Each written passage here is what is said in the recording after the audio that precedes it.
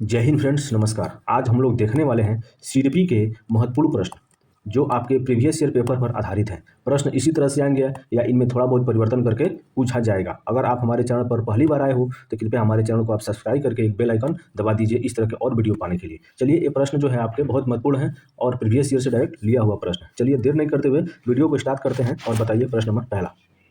समीपस्थ विकास का क्षेत्र जेडपीडी शब्दावली किसके द्वारा दी गई थी? आपको बताना है समीपस्थ विकास का जो क्षेत्र है वह किसके द्वारा दी गई है। ऑप्शन ए जीन पियाजे, option B Lev Vygotsky, option C BF Skinner या ऑप्शन डी लॉरेंस कोहलबर्ग। किसके द्वारा दी गई थी? इसका हो जाएगा option number B is right answer, Lev Vygotsky. अब बढ़ते हैं अगले प्रश्न की तरफ। बताइए प्रश्न नंबर अगला। पियाजे के अनुसार संज्ञानात्मक विकास किस अवस्था में बच्चा वस्तु अस्थायित्व परमानेंस प्रदर्शित करता है? पियाजे के अनुसार संज्ञानात्मक विकास की किस अवस्था में बच्चा वस्तु अस्थायी ऑब्जेक्ट परमानेंस प्रदर्शित करता है? ऑप्शन ए संवेदीगामक अवस्था, ऑप्शन बी पूर्व संक्रियात्मक अवस्था, ऑप्शन सी मूर्त संक्रियात्मक अवस्था या ऑप्शन डी औपचारिक संक्रियात्मक अवस्था। किस अवस्था में बच्चा आपका वस्तु अस्थापित यानी ऑब्जेक्ट परमानेंस प्रदर्शित करता है? इसका हो जाएगा option number A right answer, संवेदीगामक अवस्था यानी 0 से 2 वर्ष के बीच में वह ऐसा प्रदर्शित करता है। अगला प्रश्न की तरफ बढ़ते हैं और अगला प्रश्न आप लोग देखिए, इसका आंसर आप लोग देने का प्रयास करिए। बताइए प्रश्न नंबर अगला। एक प्रगतिशील कक्षा में अधिगम है, यानी एक प्रगतिशील कक्षा में अधिगम क्या है आपको बताना है। ऑप्शन ए एक सरल प्रक्रिया है, ऑप्शन बी केवल पाठ्य पुस्तकों से होता है, ऑप्शन सी एक सामाजिक प्रक्रिया है या ऑप्शन डी केवल परीक्षा पर केंद्रित है। कौन सी प्रगतिशील कक्षा में अधिगम आपका सबसे उपयुक्त होगा? इसका हो जाएगा option number C right answer, यह एक सामाजिक प्रक्रिया है, इसमें अधिगम आपका बेहतर तरीके से होता है। Option C right answer. अगला प्रश्न।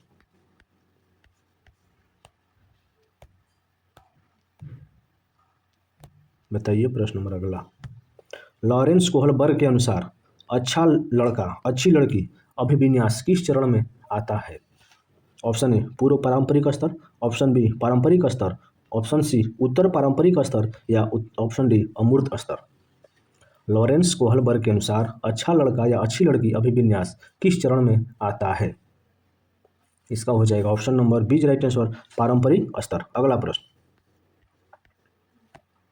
बताइए अगला।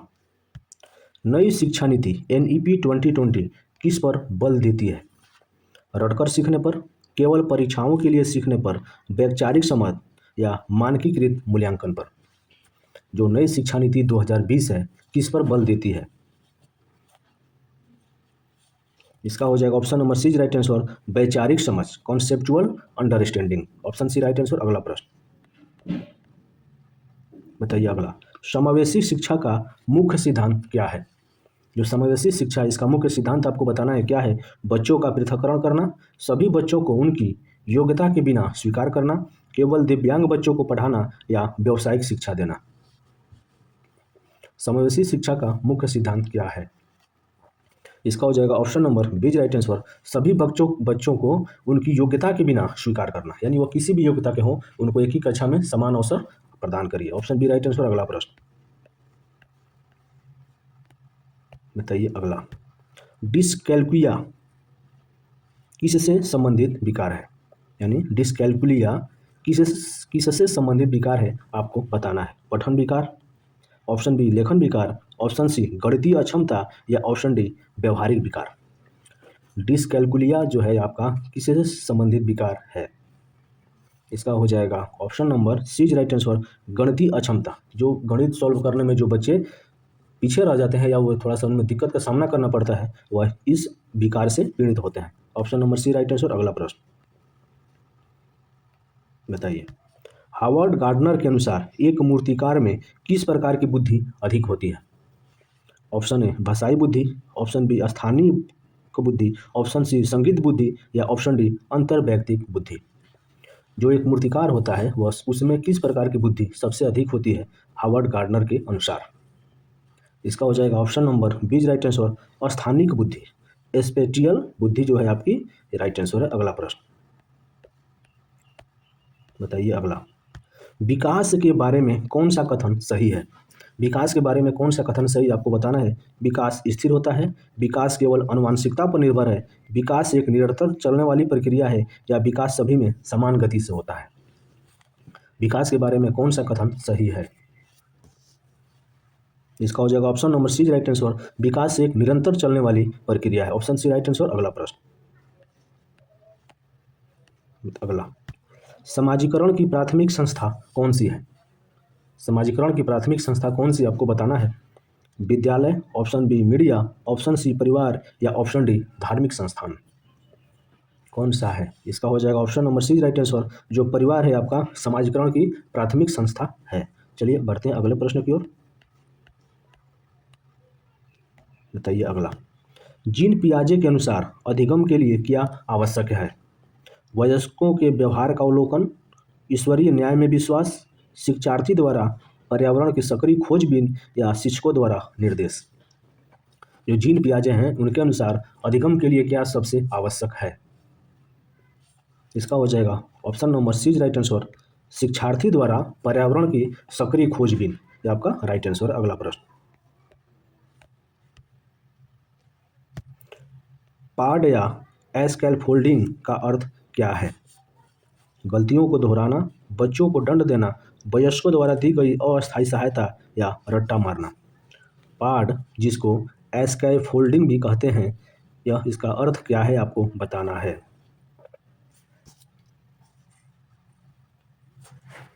इसका हो जाएगा option number C right answer. वयस्कों द्वारा दी गई अस्थायी सहायता। Option C right answer. अगला प्रश्न, एक समावेशी कक्षा में व्यक्तिगत शैक्षिक योग्यता आईईपी है। चलिए ऑप्शन देखिए। एक समावेशी कक्षा में व्यक्तिगत शैक्षिक योजना नहीं बननी चाहिए। ऑप्शन बी सक्रिय रूप से तैयार करनी चाहिए। ऑप्शन सी हतोत्साहित करनी चाहिए, या ऑप्शन डी केवल प्रतिभाशाली बच्चों के लिए होनी चाहिए। कौन सा ऑप्शन इसमें सही है। एक समावेशी कक्षा में व्यक्तिगत शैक्षिक योग्यता योजना कौन सा होना चाहिए। इसका हो जाएगा option number B right answer. सक्रिय रूप से तैयार करनी चाहिए। एक समावेशी कक्षा में जो आपकी व्यक्तिगत शैक्षिक योजना सक्रिय यानी सभी लोग एक्टिव रहकर उसको तैयार करना चाहिए। Option C B right answer. अगला प्रश्न, जेंडर एक खाली स्थान संरचना है, यानी जेंडर जो है एक संरचना है, कैसी है। जैविक है, शारीरिक है, सामाजिक है, या मनोवैज्ञानिक है। जेंडर कैसी संरचना है। इसका हो जाएगा option number C right answer. Gender एक सामाजिक संरचना है। Option C right answer. अगला प्रश्न, सतत और व्यापक मूल्यांकन सीसीई का उद्देश्य क्या है। बच्चों को ग्रेड देना, बच्चे की प्रगति का नियमित आकलन और सुधार, बच्चों को पास या फेल घोषित करना, या बच्चों में प्रतिस्पर्धा बढ़ाना। सतत और व्यापक मूल्यांकन का उद्देश्य क्या है आपको बताना है। इसका हो जाएगा option number B right answer. बच्चों की प्रगति का नियमित आकलन और सुधार, ये आपका सतत व्यापक मूल्यांकन का उद्देश्य है। अगला प्रश्न की तरफ बढ़ते हैं। बताइए, अपसारी चिंतन डाइवर्जेंट थिंकिंग किसका सूचक है। ऑप्शन ए कम बुद्धि का, ऑप्शन बी सृजनात्मकता का, ऑप्शन सी याद रखने की शक्ति, या ऑप्शन डी मानसिक मंदता। अपसारी चिंतन किसका सूचक है। इसका हो जाएगा option number B right answer. सृजनात्मकता का। चलिए अगला प्रश्न, अगला बताइए, आरटीई एक्ट 2009 के अनुसार पेपर 2 6 से 8वीं के लिए छात्र शिक्षक अनुपात क्या है। यानी जो आरटीई एक्ट 2009 के अनुसार पेपर 2 में 6 से 8 के लिए शिक्षक छात्र अनुपात क्या है आपको बताना है। ए 30:1, 35:1, 40:1, या 25:1। कौन सा अनुपात इसमें आपका सही है। इसका हो जाएगा option number B is right answer. यानी एक शिक्षक आपके 35 बच्चों पर रहेंगे। ऑप्शन यानी 35 बच्चों पर एक शिक्षक का होना इसमें कहा गया है। Option B right answer. अगला प्रश्न, चलिए अगला बताइए, बच्चों की त्रुटियां एरर्स क्या दर्शाती हैं। वे लापरवाह हैं, उनके सीखने की प्रक्रिया का एक हिस्सा है, उनका दिमाग कमजोर है, या शिक्षक की असफलता है। बच्चा अगर कोई गलती करता है तो वो क्या दर्शाता है। इसका हो जाएगा option number B right answer. उनके सीखने की प्रक्रिया का एक हिस्सा है। अगर बच्चा गलती नहीं करेगा तो कुछ सीख भी नहीं पाएगा। Option B right answer. अगला प्रश्न, किशोरावस्था को तनाव और तूफान की अवस्था किसने कहा है? Option A EL Thorndike, option B Stanley Hall, option C Jean पियाजे या ऑप्शन डी बीएफ स्किनर। किशोरावस्था को तनाव और तूफान की अवस्था कहा है किसने, आपको बताना है। इसका हो जाएगा option number B right answer, Stanley Hall ने। अगला प्रश्न,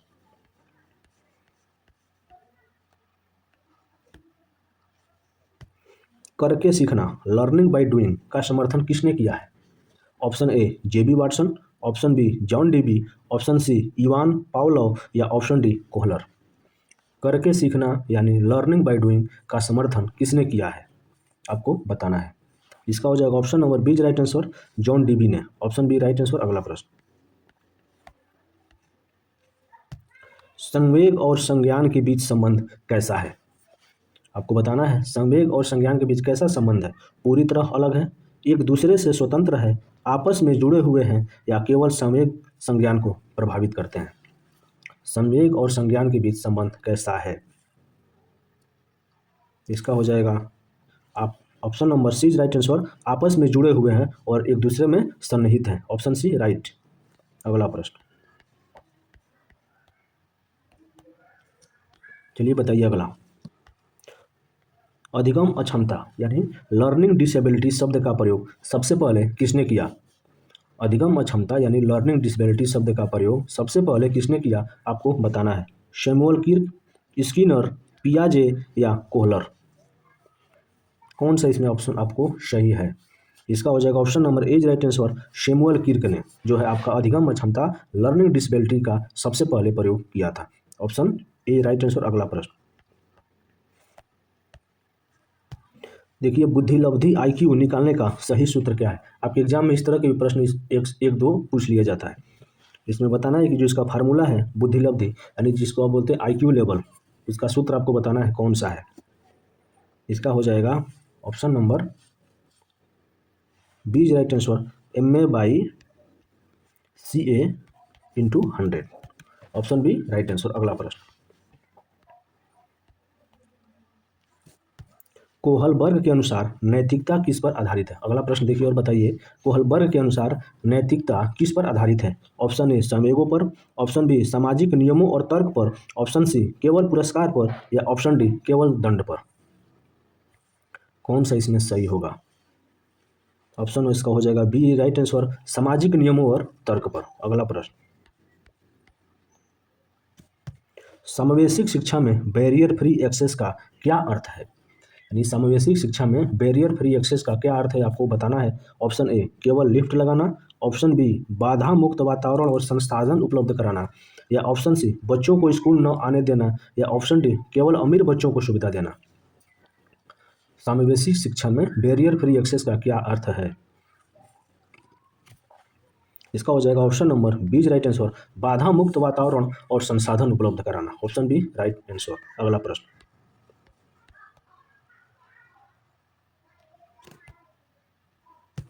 लेव वाइगोत्स्की ने बच्चों के सीखने में किसकी भूमिका पर सबसे अधिक बल दिया? लेव वाइगोत्स्की साहब जो थे बच्चों को सीखने में किसकी भूमिका पर सबसे अधिक बल दिया था? आपके आनुवंशिकता पर, भौतिक वातावरण पर, सामाजिक अंतःक्रिया पर या सजा और इनाम पर? किस पर उन्होंने सबसे अधिक बल दिया था? इसका हो जाएगा option number C right answer, सामाजिक अंतःक्रिया। Option C right answer. अगला प्रश्न, प्रतिभाशाली बच्चों की एक मुख्य विशेषता है, क्या है आपका? प्रतिभाशाली बच्चों की एक मुख्य विशेषता क्या है, आपको बताना है। धीमी समझ है, उच्च स्तर की जिज्ञासा है या रटने की प्रवृत्ति है या सामाजिक अलगाव है? प्रतिभाशाली बच्चों की एक मुख्य विशेषता क्या है?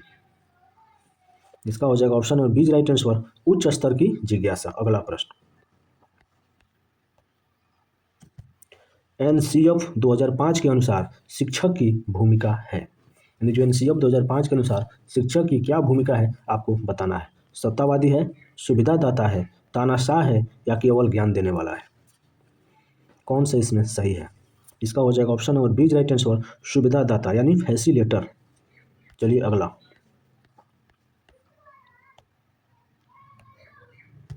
विकास का शीर्षगामी नियम कहता है कि विकास होता है। यानी विकास का शीर्षगामी नियम कहता है कि विकास कैसा होता है। ऑप्शन ए पैर से सिर की ओर, ऑप्शन बी सिर से पैर की ओर, ऑप्शन सी केंद्र से बाहर की ओर, या ऑप्शन डी सामान्य से विशिष्ट की ओर। विकास का शीर्षगामी नियम का विकास कैसे होता है, इसका हो जाएगा option number B right answer, सिर से पैर की ओर होता है। Option B right answer. बढ़ते हैं अगले प्रश्न की ओर तरफ। बताइए मूल्यांकन का प्राथमिक उद्देश्य क्या होना चाहिए।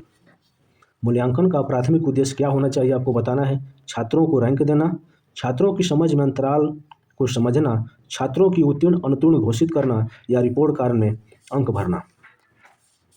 कौन सा सही है, इसका हो जाएगा option number B right answer, छात्रों की समझ में अंतराल यानी गैप को समझना। चलिए इस तरह से हमने एक सेट को लगा लिया। अगर वीडियो आपको अच्छी लगा हो तो कृपया लाइक कर दीजिए और हमारे चैनल को सब्सक्राइब कर दीजिए। मिलते हैं एक और नई वीडियो में, तब तक के लिए नमस्कार, जय हिंद।